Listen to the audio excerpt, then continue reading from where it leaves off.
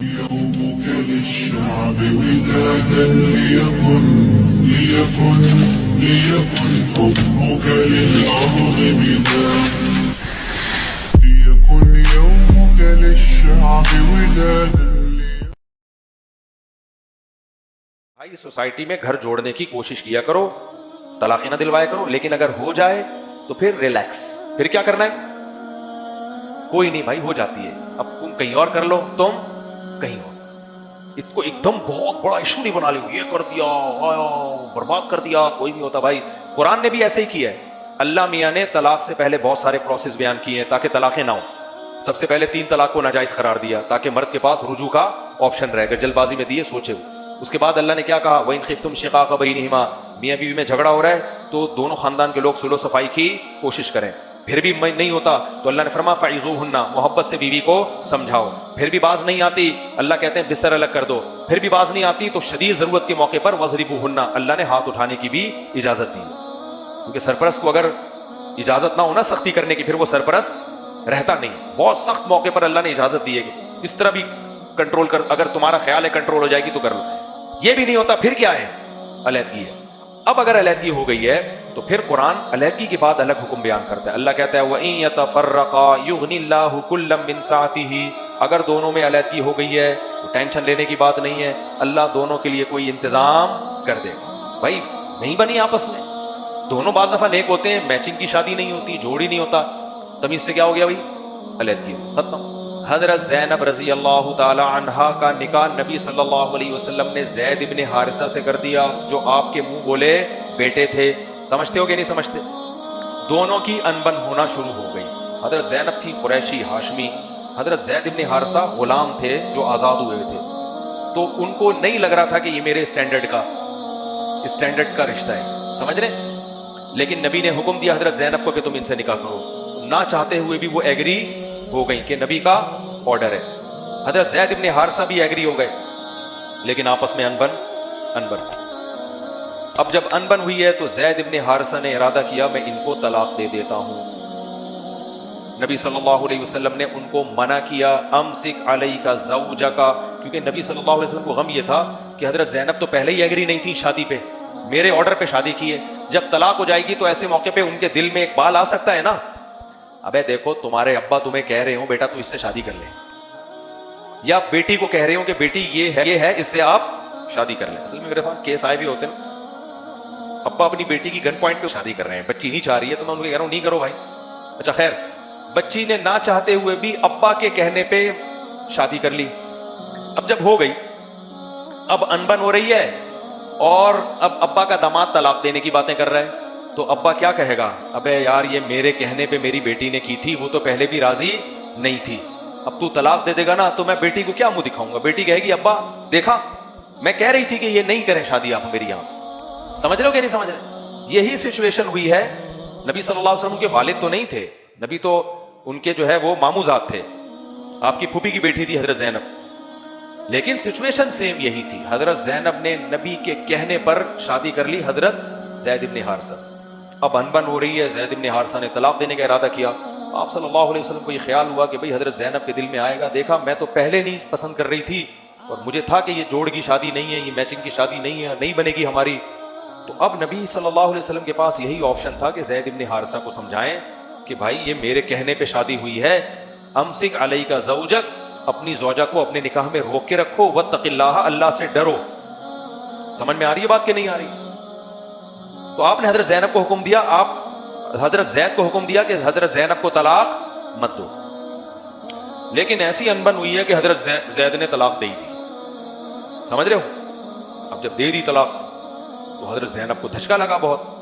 तो फिर नबी सल्लल्लाहु अलैहि वसल्लम के दिल में ख्याल आया कि भाई अब हजरत ज़ैनब को जो जख्म पहुंचा है उसका मुदावा जब ही हो सकता है कि जब हजरत ज़ैनब से कोई उनका बहुत अच्छी जगह रिश्ता कराया जाए। तो मैं अगर निकाह का पैगाम भेजूंगा तो हजरत ज़ैनब खुश होंगी और वो जो उनको गम पहुंचा है उसकी तलाफी, क्योंकि जाहिर है नबी सल्लल्लाहु अलैहि वसल्लम का तो सबसे बड़ा मकाम था उस वक्त। तो आप हजरत ज़ैनब जो थी आपकी फूफीज़ाद भी थी। अब नबी सल्लल्लाहु अलैहि वसल्लम के दिल में ख्याल आया कि भाई अब ज़ैनब के गम का मुदावा इसी तरह से हो सकता है कि उनसे कौन निकाह करे, मैं खुद निकाह का पैगाम भेज दूं। लेकिन आप सल्लल्लाहु अलैहि वसल्लम को ख्याल हुआ کہ عرب اس پہ ایک تماشا کھڑا کر دیں گے، کیونکہ زید ابن حارثہ کو میں نے بیٹا بنایا ہوا ہے، منہ بولا بیٹا، اور عرب منہ بولے بیٹے کو حقیقی بیٹے کی طرح سمجھتے ہیں، اس کی بیوی کو بھی بہو سمجھتے ہیں۔ تو آپ صلی اللہ علیہ وسلم کے دل میں خیال آیا کہ بھئی میں نکاح کرتا ہوں تو یہ تلافی ہو جائے گی، لیکن پھر آپ کو خیال آیا کہ یہ جو عرب لوگ ہیں یہ تو پورا ایک تماشا کھڑا کر دیں گے، یہ کبھی مجھے جادوگر کہتے ہیں، کبھی ساحر کہتے ہیں، کبھی شاعر کہتے ہیں، کبھی مجنون کہتے ہیں، کبھی دیوانہ کہتے ہیں، اب یہ کہیں گے لو بھائی انہوں نے تو نیا دین لے آئے، بہو سے شادی کو بھی کیا کر دیا، لیگل۔ قرآن میں آیتیں نازل ہوئیں کہ مَاللَّهُ مُبْدِيهِ، اے نبی آپ نے اپنے دل میں وہ بات چھپائی ہے جس کو اللہ ظاہر کر کے چھوڑے گا، یعنی آپ کے دل میں ان سے نکاح کا ارادہ ہے، اللہ نے آیتیں نازل کی کہ ہم اس ارادے کو دنیا کے سامنے ظاہر کریں گے۔ اچھا ایک اور یہاں پر حکم اور بھی سمجھیں کہ جب حضرت زید نے حضرت زینب کو ڈیورس دی ہے تو ایسا نہیں ہے کہ نبی نے ان سے ہمیشہ کے لیے بات چیت بند کر لی ہے۔ اسلامی سوسائٹی میں طلاق کو پسند نہیں کیا گیا، لیکن اگر ہو جائے تو اس کو ہوا بنانے کی بھی اجازت نہیں دی۔ آج جو مشہور لوگ ہوتے ہیں نا، جو فنکار اداکار یا سیلیبریٹیز ہوتی ہیں، ان کی طلاقوں کو میڈیا پہ بہت اچھالا جاتا، او فلانے نے ڈمکانے کو طلاق دے دی، او کیوں دی بھائی، آپ بتائیں گے ذرا کیا تھی، آپ میں کوئی خرابی تھی؟ پھر وہ الزامات لگائے گی اپنے شوہر پہ، شوہر کا انٹرویو لیا جائے گا، وہ الزامات لگائے گا اپنی بیوی پہ۔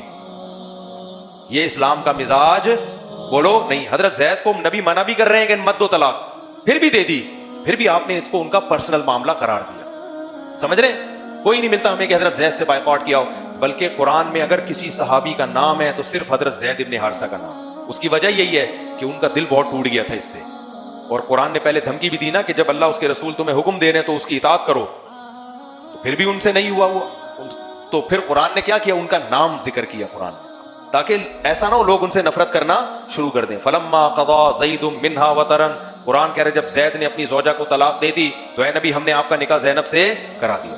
واحد صحابی ہیں حضرت زید جن کا قرآن مجید میں نام ہے، تھے یہ بھی عربی لیکن آزاد کردہ غلام تھے، وہ جو عرب تو غلام کو ویلیو نہیں دیتے تھے، تو اکیلے ان کا نام آیا ہے قرآن مجید میں۔ سمجھتے ہو کہ نہیں سمجھتے ہو؟ تو اس سے بھی پتہ چلتا ہے بھائی سوسائٹی میں گھر جوڑنے کی کوشش کیا کرو، طلاق نہ دلوایا کرو، لیکن اگر ہو جائے تو پھر ریلیکس، پھر کیا کرنا ہے، کوئی نہیں بھائی ہو جاتی ہے، اب تم کہیں اور کر لو، تم کہیں اور، اس کو ایک دم بہت بڑا ایشو نہیں بنا لو، یہ کر دیا برباد کر دیا، کوئی نہیں ہوتا بھائی۔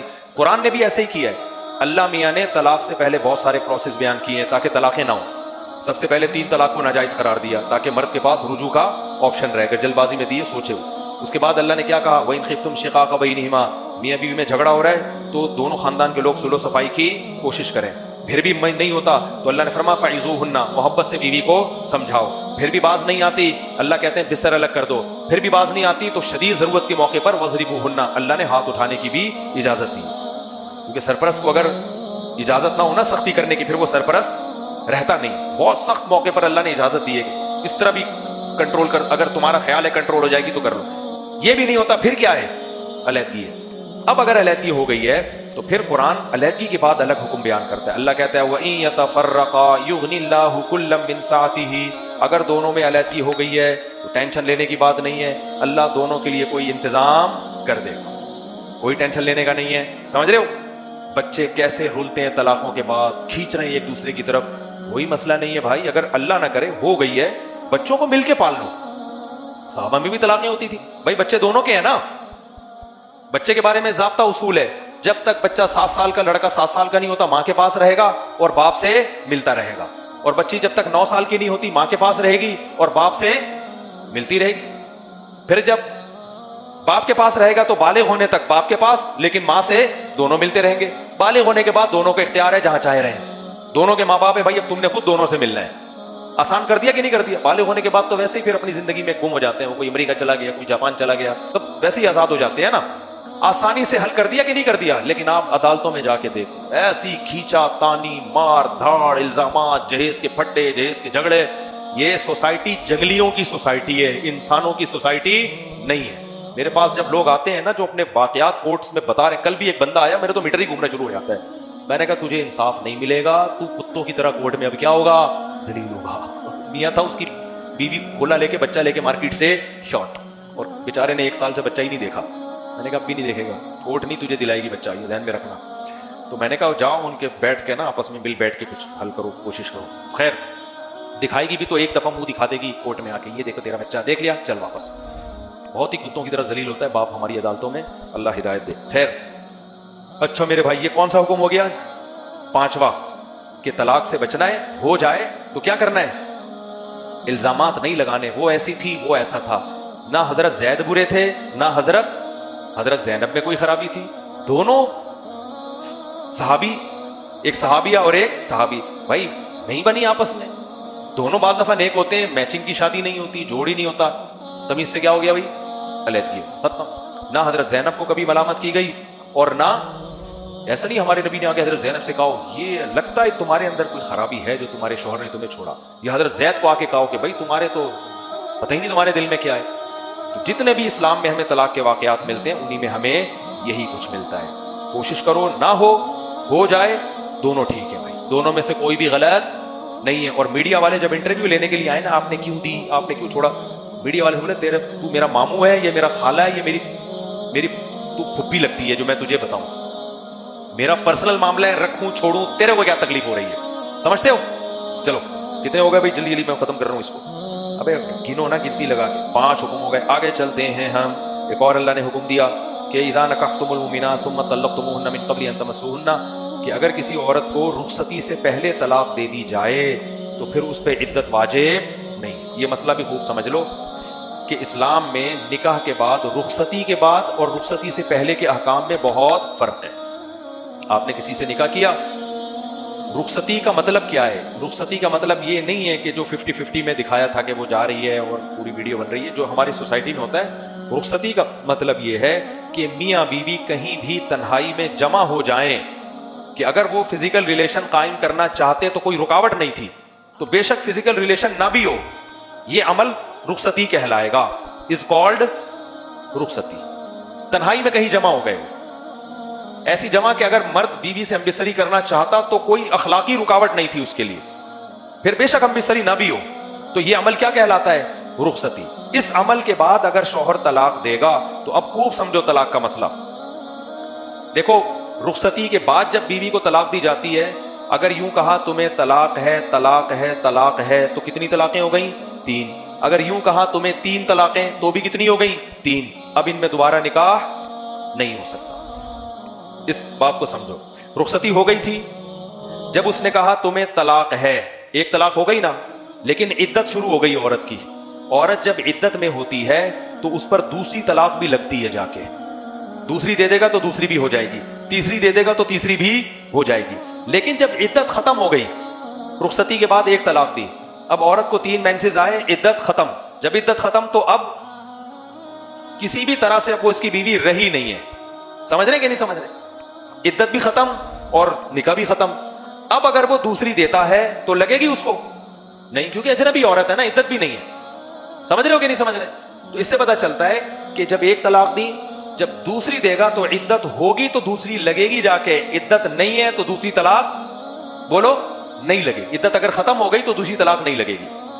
اب خوب سمجھو, رخصتی سے پہلے اگر کسی نے طلاق دے دی تو اب اگر اس نے یوں طلاق دی ہے کہ تمہیں طلاق ہے, جیسے ہی یوں کہے گا نا تمہیں طلاق ہے, عورت کی عدت ہے ہی نہیں اس کے اوپر. کیونکہ قرآن میں ان آیتوں میں جو بھی میں نے پڑھی ہے, اللہ نے فرمایا کہ اگر تم کسی عورت کو رخصتی سے پہلے طلاق دے دو تو پھر اس عورت پر عدت واجب نہیں ہے. اب عدت جب واجب نہیں ہے تو طلاق دیتے ہی نکاح ختم اور عدت بھی نہیں ہے, لہذا اگلے ہی لمحے جو وہ دوسری طلاق اناؤنس کر رہا ہے وہ لگے گی نہیں اس کے اوپر جا کے. سمجھ رہے ہو کہ نہیں سمجھ رہے؟ لیکن آئندہ زندگی پر 2 طلاقوں کا حق رہے گا اس کے پاس. لیکن اگر خوب سمجھ لو, رخصتی سے پہلے مرد نے یوں کہا تمہیں 3 طلاقیں, ایک کلمے میں دے دی, اب تینوں واقع ہو جائیں گی, کیونکہ اس نے ترتیب سے نہیں دی ہے.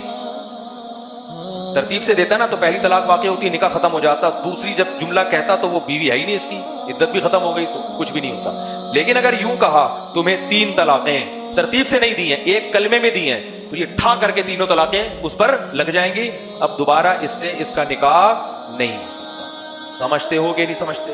ہمارے اہل حدیث بھائیوں کو نا یہیں سے گڑبڑ ہوئی ہے. عبداللہ بن عباس کا جو قول ہے نا حضرت اکرمہ کا, ان کے شاگرد کا, کہ ایک کلمے کی 3 طلاق 3 ہوتی ہے اور 3 جملوں کی ایک ہوتی ہے وہ رخصتی سے پہلے سے متعلق ہے, تو انہوں نے کنفیوژن کر کے نا اس میں ایک مجلس اور الگ الگ مجلس پر معمول کیا اس کو. میری کتاب ہے 3 طلاق پر, اس میں میں نے ڈیٹیل لکھی ہے اس کی. خیر, تو یہ خوب اچھی طرح سے مسئلہ سمجھ لو. آج بہت سے لوگ آ رہے ہوتے ہیں کہ ہم نے رخصتی پہلے طلاق دے دی ہے, تو پھر علماء پوچھتے ہیں 3 جملوں میں دی ہے یا ایک کلمے میں دی ہے؟ تو اگر 3 جملوں میں دی ہے تو یہ کوئی ہے, ایک ہی دفعہ میں تینوں دے دی ہے, نہیں یوں کہہ دیا تمہیں 3 طلاق میں, تو پھر تینوں واقع ہو جائیں گی. لیکن رخصتی ہونے کے بعد کسی بھی طرح سے دو گے, 3 دو گے تو باہر صورت میں 3 ہی ہوں گی. یہ کتنے نمبر ہو گئے بھائی؟ 6 نمبر ہو گئے. اب جلدی 7واں بس 5-10 منٹ اور لوں گا میں جلدی سے, تاکہ یہ پورا ہمارا جو ہے نا آج کا سارا سیشن علمی ٹائپ کا سیشن ہے. چوتھا, اللہ نے نبی سے فرمایا کہ اے نبی ہم نے آپ کے لیے آپ کی ازواج کو حلال کیا ہے, جو ازواج جن کا آپ نے مہر دیا ہو, اور وہ تو ہیں ہی, لیکن آپ کے لیے ہم نے وبناتی عمک وبناتی عماتک, آپ کی پھوپھی کی بیٹیاں بھی حلال, آپ کی چچا کی بیٹیاں بھی حلال ہیں, آپ کی ماموں کی بیٹیاں بھی, اور آپ کی خالہ کی بیٹیاں بھی, بشرطے کہ انہوں نے ہجرت کی ہو. تو نبی کے لیے شرط یہ تھی کہ کزن حلال ہونے کے لیے شرط تھی کہ انہوں نے ہجرت کر کے آئی, لیکن امت کے لیے ہجرت شرط نہیں. آج کل کزن میرج کے خلاف بہت کچھ کہا جا رہا ہے. بعض دفعہ کزنوں میں جو کروموسوم ڈس آرڈر ہوتا ہے نا دونوں کے جینز میں, تو خرابی کا چانس ہوتا ہے, لیکن یہ جب ہوتا ہے جب مستقل کزن در کزن چلتے آ رہے ہیں, اور عام طور پر ایسا ہوتا نہیں. اور اس کا بھی آسان حل یہ کہ کزن میرج کو ختم نہ کرو, کیونکہ کزن میرج ایک تو اسلام الگ سے اس کی پرمیشن دی ہے, تو کوئی وجہ تو ہوگی نا اس کی, لیکن میڈیکل سائنس بھی ایک حقیقت ہے, تو اس سے فائدہ اٹھا لینا چاہیے. تو میری آسٹریلیا میں بعض ڈاکٹروں سے اس بارے میں بڑی بحث ہوئی ہے. کزن کی شادی سے پہلے اگر دونوں ٹیسٹ کروا لیں تو اس میں میرا خیال ہے کوئی شرعی قباحت نہیں ہے, تاکہ دماغ میں جو ایک چھوٹا سا کھٹکا لگا ہوا ہے وہ کیا ہو جائے. یہ بہت بڑے ڈاکٹر کی بات کر رہا ہوں. میں نے کہا ڈاکٹر صاحب اگر دونوں نے ٹیسٹ کروا لیا اور ان دونوں میں جینز میں کوئی خرابی نکلی تو پھر کیا وہ شادی نہ کریں؟ انہوں نے کہا پھر بھی کریں شادی, پھر پریگننسی کے ابتدائی دنوں میں ٹیسٹ کروا لیں. ابتدائی دنوں میں اگر بچہ میں کوئی معذوری کا چانس شروع میں آ جائے تو حمل ضائع کروایا جا سکتا. بلا وجہ 1 سیکنڈ کا حمل بھی ضائع کرنا حرام ہے, خوب سمجھ لو. نہیں آئی میرا خیال ہے بات؟ جب حمل ٹھہر جائے نا اسے آپ گولی کھا کے ضائع نہیں کر سکتے, کیونکہ اللہ نے اس کی سلیکشن کی ہے. لیکن اگر اس میں کوئی گڑبڑ ہے تو پھر 4 مہینے سے پہلے ایسی ضرورت کے موقع پہ حمل ضائع کروایا جا سکتے ہیں, کیونکہ حدیث کے مطابق پراپر جان اس میں جو ایک خاص نوعیت کا شعور ہے وہ 4 مہینے سے پہلے نہیں پڑتا. تو کزن میرج کو جو ہے کہ حوصلہ شکنی کی ضرورت نہیں ہے. ہماری سوسائٹی میں ہمیشہ سے کزن میرجیں شادیاں ہوتی بھی آ رہی ہیں. کزن کی شادی میں طلاق کا امکان کم ہوتا ہے, اس کو دیکھا بھالا زیادہ ہوتا ہے. تو یہ ہے کہ بہتر ہے. ویسے تو یہ 2-3 پشتوں تک چلتا ہے تو اس میں خرابی کا خطرہ ہوتا ہے, لیکن اگر کوئی احتیاطاً ٹیسٹ کروا لے تو میرا خیال ہے اس میں کوئی حرج نہیں ہے. اور ٹیسٹ کروانے کے بعد پتہ ہے کیا ہوگا, شادی سے نہ رکیں. ڈاکٹر نے کہا ٹیسٹ کروانے کے بعد اگر ٹیسٹ میں نہیں آیا کہ نہیں ہے کوئی تو پھر تو بے فکر ہو جائیں بھائی.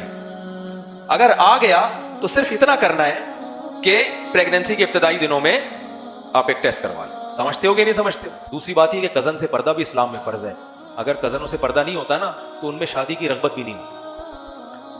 کزن سے پردہ فرض ہے. اس کا فائدہ کیا ہوتا ہے کہ وہ اجنبی کی طرح لگتا ہے, پھر بڑے ہو کر اس سے نکاح کرنا آسان, اس میں رغبت ہوتی ہے. آج کل کزنوں کو بالکل سگے بھائیوں کی طرح سمجھ لیا گیا ہے. اس کا نقصان یہ ہوتا ہے لڑکی نے پہلے سے دماغ میں بٹھائے ہوتے تو ہمارے بھائی جان ہیں, اور اس نے بٹھائے ہوتے ہماری بہنا ہیں, اور پھر اچھے اچھے رشتے اس چکر میں نہیں ہوتے. آپ اگر محلے کی ساری انٹیوں کو اپنی بہن بنا لو گے تو رشتے تو بڑھ گئے نا آپ کے لیے. کیا خیال ہے؟ تو کیوں رشتوں کو اپنے لیے محدود کر لو؟ ہاں بہن ٹھیک ہے, ایک حد تک رشتہ ہے, اجنبی عورتوں سے اللہ نے اس کو آپ کے زیادہ قریب بنایا, تو اس حد تک اس کے بھائی بنو کہ اس کی مدد کہیں کرنی پڑے تو مدد کر لو. لیکن اس حد تک فری ہونے کی کوشش نہ کرو کہ رشتوں میں رغبت ہی ختم ہو جائے. اور یہ بھی اسلام کا امتیاز ہے. غیر مسلموں میں عام طور پر کزن میرج نہیں ہوتی ہے, ناجائز سمجھا جاتا ہے. عیسائیت میں کزن سے رشتے کو ناجائز, یہودیت میں کزن سے رشتے کو, جملہ مکمل کرو نا, ناجائز. ہندوؤں میں کزن سے رشتے کو ناجائز. اسلام نے اس کو, کیونکہ اسلام نکاح کے بارے میں دوسروں سے زیادہ وسعتیں دیتا ہے. کتنے آرڈر ہو گئے؟ 7. اب 8واں جلدی سے بس. ایک اور حکم اللہ نے بتایا نبی صلی اللہ علیہ وسلم کے بارے میں. صحابہ کو حکم دیا کہ جب نبی کے گھر میں جاؤ تو اجازت لے کے جاؤ, اور کھانے کی جب دعوت پہ بلایا جائے تو کھانا کھا کے چلے جاؤ, کیونکہ بعض دفعہ اس سے نبی کو تکلیف ہوتی ہے. تو علماء نے لکھا ہے یہ ہر ایک کا یہی حکم ہے. کسی نے بھی آپ کو دعوت پہ بلایا, آپ نے کھانا کھایا, اب پتلی گلی سے بولو نکل جاؤ. دھرنا مار کے بیٹھے مت رہو, کیونکہ بعض دفعہ میزبان بڑا عزت دار ہوتا ہے, اسے آپ کو یہ کہنا کہ دفعہ یعنی تشریف لے جائیں, یہ کہنا اس کے لیے منہ سے مشکل ہوتا ہے. وہ شرم اور مروت میں بیٹھا ہوتا ہے کہ پتہ نہیں کب دفعہ ہوں گے یہ. تو آپ کو میزبان کا خود خیال کرنا ہے کہیں بھی ہو. تبھی ہمارے حضرت فرمایا کرتے تھے کہ جب کوئی مجھ سے ملنے کی کوشش کرتا ہے تو میں کہتا ہوں میں خود ہی آپ سے ملنے کے لیے آ جاؤں گا. حضرت فرماتے ہیں میں اس لیے ملتا ہوں کہ اپنی مرضی سے جب چاہوں گا اٹھ کے آ جاؤں گا, اور میں اگر وہ آیا تو اپنی مرضی سے جائے گا, پتہ نہیں کتنی دیر بیٹھا رہے, ہم تو ہٹا ہی نہیں سکتے اس کو. تو یہ بھی ایک طریقہ ہوتا ہے. بالکل اگر کسی کو پکا پکا بھگانے کا ارادہ ہے نا تو چائے پوچھ لیں, اور بھائی چائے پیئیں گے, آپ کو کہہ ارے نہیں بس ہم چلتے ہیں. عام طور پر ایسا ہوتا ہے. خیر خلاصہ یہ ہے کہ جب بھی کسی کے ہاں جائیں تو اس شخص کی راحت کا خیال کریں, بوجھ نہ بنے کسی کے اوپر. یہ بھی اللہ نے حکم دیا. آگے اللہ نے فرمایا کہ وَإِذَا سَأَلْتُمُوهُنَّ مَتَاعًا فَاسْأَلُوهُنَّ مِن وَرَاءِ حِجَابٍ. امہات المومنین کے پاس علم تھا. نبی کی گھریلو زندگی کس کے پاس تھی؟ نبی کی ازواج کے پاس. تو اللہ کے علم میں یہ بات تھی کہ نبی کے دنیا سے جانے کے بعد پوری دنیا سے لوگ آئیں گے, سفر کریں گے, امہات المومنین سے علم حاصل کریں گے نبی کی گھریلو زندگی کے بارے میں. تو اس لیے اللہ نے حکم دیا کہ جب بھی صحابہ آپ کے پاس آئیں تو آپ نے پردے کے اندر رہ کر ان سے شرعی مسائل پر بات کرنی ہے, بے پردہ ہونے کی اجازت نہیں. تو آپ اندازہ لگاؤ, ایک طرف صحابی ہیں ایک طرف صحابیہ, وہ بھی امہات المومنین, ان کو بھی حکم دیا جا رہا ہے پردے میں ہو. تو آج کی لبرل انٹیاں جو کہتی ہیں ایکچولی یہ تو دل کا پردہ ہوتا ہے, ایکچولی ہم تو براڈ مائنڈیڈ, اور یونیورسٹیوں میں جو بےہودگی ہو رہی ہے, لڑکیاں لڑکوں کو پڑھا رہی ہیں, لڑکے لڑکیوں کو پڑھا رہے ہیں, اس بےہودگی کی اسلام میں قطعاً اجازت نہیں. سمجھتے ہو, اس کو پروموٹ کرنے کی کوشش نہ کیا کرو. کتنے حکام ہو گئے؟ 7 8 ہو گئے. چلو 8 ہو گئے, جلدی جلدی بس اس کو مکمل کرتے ہیں. پھر اللہ نے ایک اور حکم دیا, اے نبی اپنی بیویوں سے, بیٹیوں سے اور عام مسلمان عورتوں سے کہہ دیں کہ جب بھی گھر سے باہر نکلیں یدنین علیہن من جلابیبہن, اپنے سر پہ چادر لیا کریں, پردہ کیا کریں. تو یہ بھی عورت کے لیے اللہ نے الگ سے حکم دیا. 9 حکم ہو گئے. اور یا ایھا الذین آمنوا لا تکونوا کالذین آذوا موسیٰ فبرأہ اللہ مما قالوا. اے ایمان والو ایسے نہ ہو جاؤ بنی اسرائیل کی طرح جنہوں نے موسیٰ علیہ السلام کو اذیت دی, تم اپنے نبی کو اس طرح سے اذیت مت دو. بخاری میں حدیث ہے کہ بنی اسرائیل کی نا سوچ بہت نیگیٹو تھی. حضرت موسیٰ علیہ السلام میں حیا بہت تھی. وہ حیا کی وجہ سے دور جا کے نہایا کرتے تھے, لوگوں کے سامنے نہیں نہاتے تھے. اب کہنا تو ہی چاہیے تھا بنی اسرائیل کو ماشاءاللہ کتنے حیا ہے, دیکھو پیغمبر ہیں تو دور جا کے نہاتے ہیں. انہوں نے فسادی لوگوں نے یہ کہنا شروع کر دیا اصل میں ان کو اسکن پہ کوئی بیماری ہے برس کی, یہ اپنے داغ ہم سے چھپاتے ہیں. تو اب موسیٰ علیہ السلام تو یہ الزام دور کرنے کے لیے لوگوں کے سامنے نہا نہیں سکتے تھے, صحیح ہے نا. تو اللہ نے کیا کیا کہ اللہ نے حضرت موسیٰ سے اس الزام کو دور کرنے کی ایک تدبیر کی. صحیح بخاری کی حدیث ہے, حضرت موسیٰ دور جا کے نہا رہے تھے تو ظاہر ہے کوئی لنگوٹ وغیرہ تو پہنا ہوا ہوگا, تو حضرت موسیٰ نے اپنے کپڑے اتار کے پتھر پہ رکھے. صحیح بخاری میں آتا ہے پتھر کپڑے لے کے بھاگ گیا. اب حضرت موسیٰ نہا کے نکلے, پتھر مارکیٹ سے شارٹ, کپڑے بھی مارکیٹ سے شارٹ. تو حضرت موسیٰ نے جو بھی لنگوٹ وغیرہ تو ہوتا ہے وہ تو ظاہر ہے لوگ پہنتے ہی تھے, تو حضرت اب اوپر کا جسم پورا کیا ہے, کھولا ہوا ہے. حضرت موسیٰ میں حیا اتنی تھی کہ قمیض بھی اتارتے ہوئے ان کو حیا آتی تھی. تو جب حضرت موسیٰ آبادی میں پہنچے, بنی اسرائیل نے دیکھا تو کہا کہ اللہ کی قسم اتنا خوبصورت جسم ہم نے کسی کا نہیں دیکھا. تو بعض دفعہ اللہ اپنے نیک بندوں سے جو دنیاوی الزام ہوتا ہے نا اس کو بھی دور کرنے کا انتظام کرتے ہیں, لیکن یہ ہمیشہ نہیں ہوتا. تو اس میں ہمیں سبق یہ ملتا ہے کہ بھائی اگر کوئی شخص کوئی کام کر رہا ہے تو اس کا اچھا پہلو تلاش کرو, اس میں نیگیٹیوٹی تلاش مت کرو. کتنے حکم ہو گئے؟ 9. اب 10واں حکم بس ختم کر رہا ہوں میں. یا ایھا الذین آمنوا اتقوا اللہ وقولوا قولا سدیدا.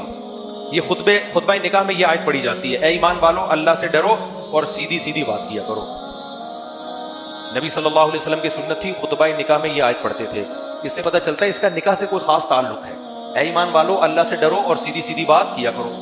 اب بھائی اس کا نکاح سے کیا تعلق ہے یار؟ دولہا دلہن کو یہ آیتیں پڑھ پڑھ کے سنائی جا رہی ہیں. اصل میں شروع سے ہی دونوں ایک دوسرے کو ٹوپیاں کرا رہے ہوتے ہیں, سیدھی سیدھی بات نہیں کر رہے. اللہ میاں کو پتا تھا کہ شادی کے بعد بھی یہ سیدھی بات کبھی بھی نہیں کریں.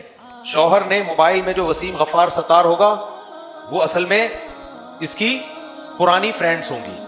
جب بیگم پوچھے گی تو گھمائے گا بات, دیکھو یہ مونچھوں والا پروفائل پہ لگائی ہوئی ہوگی نا اس نے تصویر, 2 نمبریاں کرے گا, آمدن کبھی بھی صحیح نہیں بتائے گا, ہر وقت غربت کا مہنگائی کا رونا روتا رہے گا, اور بیوی بھی ٹوپیاں کرا رہی ہوتی ہے. تو सारा जब बुनियाद ही झूठ पे हो और आगे ही झूठ पे चले तो रिश्ते बनेंगे इससे? तो अल्लाह मियाँ ने खुतबा निकाह में हमें हुक्म दे दिया वही गैर मतलू के जरिए कि भाई इन दोनों कमबख्तों को बता दो, इत्तकुल्लाह, अल्लाह से डरो। अल्लाह से डरोगे तो एक दूसरे की बताओगे। वक़ूलू कौलन सदीदा, और बात क्या करनी है? सीधी सीधी रास्ते की बात किया करो, आड़ी तिरछी बातें करना छोड़ दो। जितनी मोहब्बत है, या तो चलो उसमें तो हदीस में आता है ज्यादा ही बोलो, जितनी है उससे थोड़ा, उसमें तो झूठ बोलना भी जायज़ है। ऐसा ना हो बेगम को बोलें कि आप मुझे पसंद तो बिल्कुल भी नहीं हो लेकिन अल्लाह का हुक्म है, हुकूक अदा करना फर्ज है, ऐसा सच नहीं बोलना चाहिए। तो ये भी एक अहम हुक्म है, ठीक है ना, जो अल्लाह ने हमें दिया। बात कैसी किया करो? हमेशा सीधी सीधी बात किया करो। और बस ये अहकामात थे, आगे बहुत सारी आयतें हैं, 10 अहकामात हैं, इनको हम अपनी जिंदगी में इख्तियार करें। अल्लाह ताला समझने की, अमल की तौफीक अता फरमाए।